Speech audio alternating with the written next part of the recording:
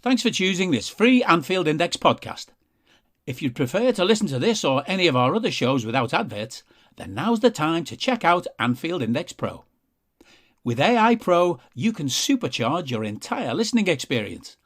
You'll not only get all of our podcasts without the ads, but you'll have them far faster with our quick publish feature available exclusively for subscribers. AI Pro also puts you in the heart of our sound studio, with an option to listen to many of our shows live and interact with the podcasters in real time as the shows are recording. Upgrading couldn't be easier.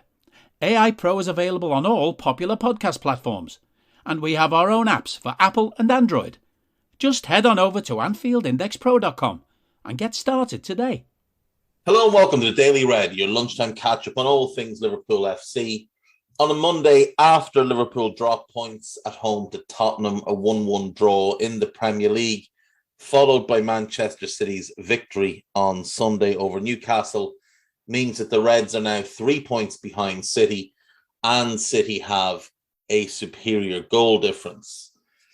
Now, this obviously makes our hopes of a quadruple less likely. It gives City full control in the Premier League. It means even if they lose the game, they could potentially still win the league on goal difference. But it's not over. And the reason it's not over is because we ended Saturday night top of the Premier League. It is only 3 points. And they have a difficult Wolves team to play, a West Ham team with now something to play for because they can catch Manchester United and finish sixth and get Europa League rather than Conference League. And those will be difficult games. And they've got to play Aston Villa, and you just don't know which Villa team will turn up. Now, I wouldn't expect much from them because they're not very good. But I do think those first two games could prove difficult for City. Now, we just have to win our games. All we can do is win our games. If we win our games and they win their games, then what happened against Spurs makes absolutely no difference. Simple as that. So there's no point in everybody getting themselves wound up about it. Did we play well? No, we did not. Did they set out to frustrate us and try and negate our threat? Yes, they did. Did it work for them? It worked on the night, but it worked against them in the overall scheme of things, because when we take a look at the Premier League table, Spurs now find themselves 4 points behind Arsenal. So even if they beat Arsenal on Thursday night, Arsenal would still be fourth. Spurs now need somebody else to take points off the Gunners for them to have a chance of sneaking into the top four. So congrats, Spurs. You got your point. Enjoy the Europa League next season. You know, there's part of me that says maybe we should just bin the league off. Maybe we would be better off focusing on the competitions we have control in, which are the FA Cup and the Champions League. And frankly, I'd much rather win those two games and lose the Premier League games, because I'd rather end up with 3 trophies and a stronger possibility of 3 trophies than risk everything for a league title that may not be there for us anyway. If we win the FA Cup and Champions League, nobody can claim this season was anything other than a massive success. It will be one of the great seasons any club has ever had. We've carried a quadruple run well into May. It's now the 9th of May. No team had ever brought one further than the 1st of May. And ours will continue for another while anyway. You'd expect that we beat Aston Villa. You would expect that takes place this week.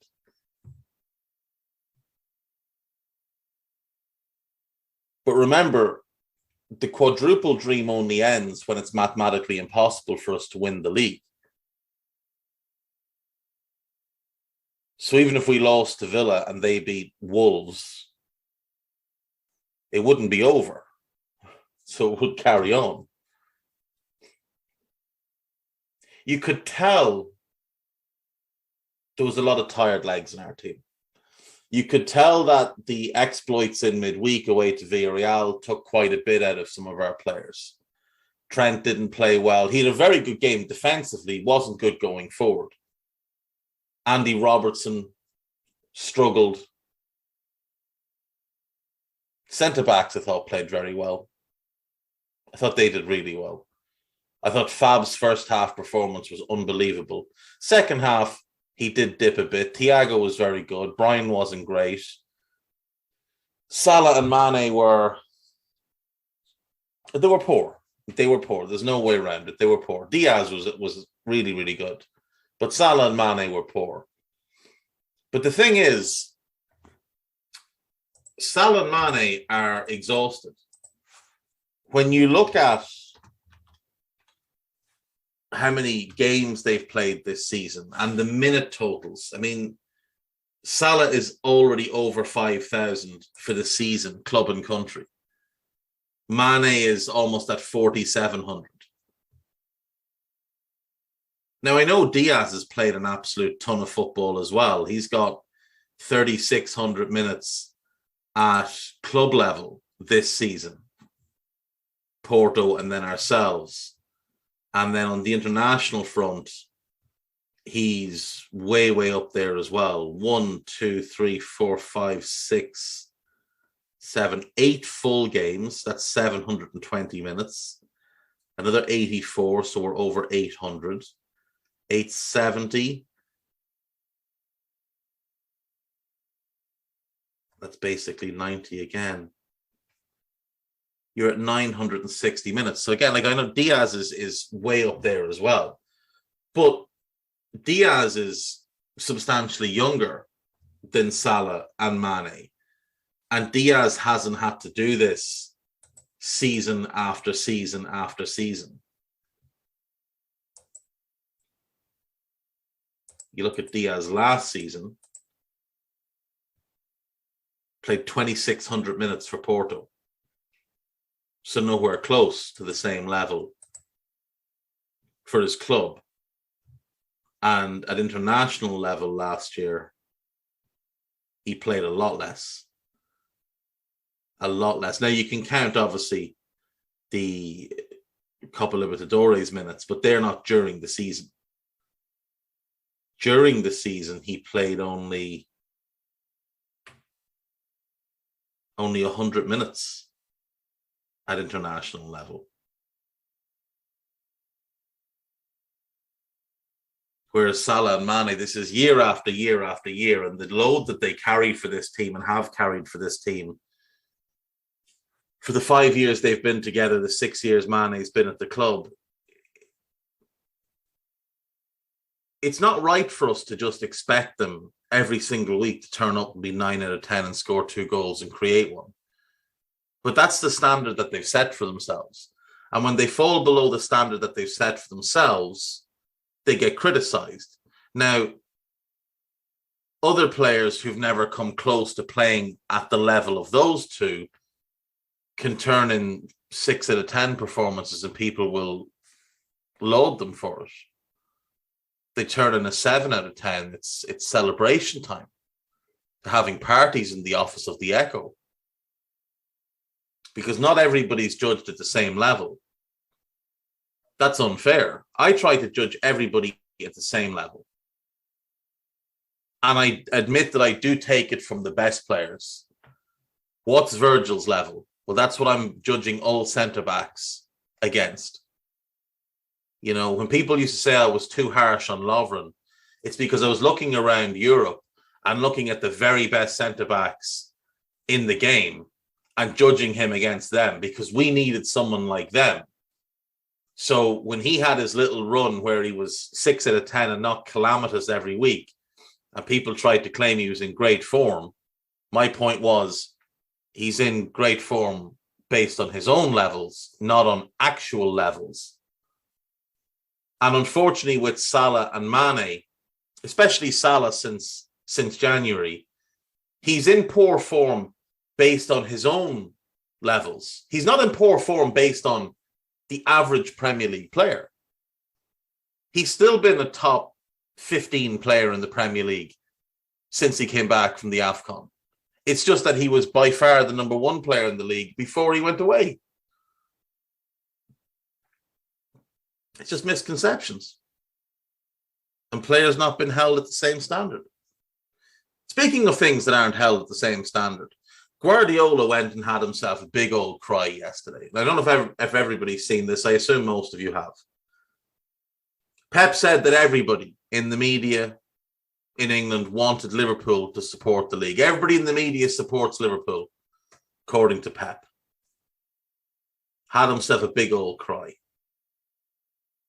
One of a number of cries he's had in recent days. Talked about how if City win things, people talk about the money, not about the hard work. Of course they talk about the money. Your club doesn't exist where it is without the money. You haven't built this naturally, Pep. You've spent over £1 billion. And while people laud you as the best coach on the planet, you just buy your team. You don't coach them. You inherited the talent at Barcelona. You inherited the talent at Bayern Munich and failed to win the Champions League. You've bought the talent at City. And to be fair, he's bought badly. Because if we look at the best players of the Guardiola era at City, Sterling was there before him. De Bruyne was there before him. David Silva, Fernandinho, Sergio Aguero, Vincent Kompany. All of them were there before him. De Bruyne and Sterling have been the two best players over his time there. And they predate him. So he spent £1 billion and his two best players were there before he got there. He spent £1 billion and all the leadership was there before he got there. Fernandinho, Silva, Aguero, Kompany. All of it before he got there. Jurgen Klopp inherited a dumpster fire. And this is why Klopp is the best manager in the world, or certainly one of the top two, and Pep is not. Pep's a great coach. There's no doubt. He's as a tactical mind, Pep is a genius. But you put Jurgen Klopp at Manchester City with the money that Pep has had to spend, and he has the same number of league titles and probably a minimum of 2 Champions Leagues. You put Pep at Liverpool and he's won nothing. Liverpool are Arsenal circa 2007 to 2013. Those frustrating Wenger years where they played the best football in the league and picked up a couple of FA Cups. And he came out and said that 4th was a trophy. That's what Pep would be doing. If Pep had access to the budget that Klopp has, that's what he would be doing. If Klopp had access to the budget Pep has, he'd have built the most dominant team the world has ever seen.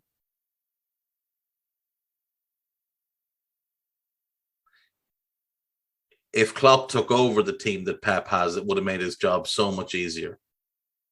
If Pep took over the job, the club that the group of players that Klopp took over, he probably would have quit within 6 months. So when people try and hold Pep above Klopp and point to, well, look what he won, we'll just remind them of the clubs that they've managed. Klopp took over at Mainz and elevated them to a level they'd never been to before. He took over at Dortmund and he won back-to-back Bundesligas with the 6th highest budget in the German league.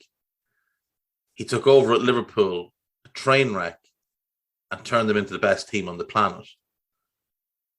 Pep took over a Barcelona squad, many of whom had won the European Cup 3 years beforehand. He inherited arguably the greatest player of all time, 3 of the best midfielders of all time, Carlos Puyol and a bunch of other quality players.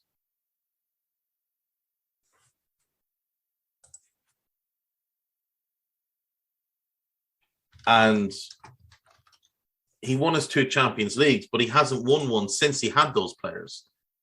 He hasn't won one since he had Messi.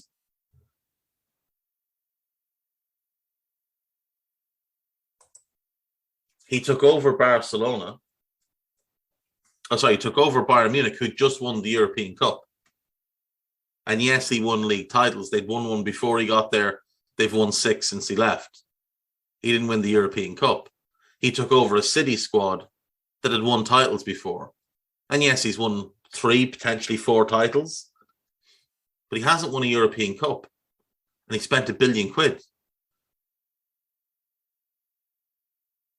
So Pep's great successes are simply the successes that were going on at those clubs before him. Now, he might have done them with more style, more panache. His teams might have been fun to watch. I don't think the City team is particularly fun to watch. They're very robotic. But, I mean, when Pep leaves the club, does the success go away? Because it didn't at Bayern. Bayern, by the way, have won a European Cup since Pep's been at City. It didn't at Barca. They won a European Cup while Pep was at Bayern.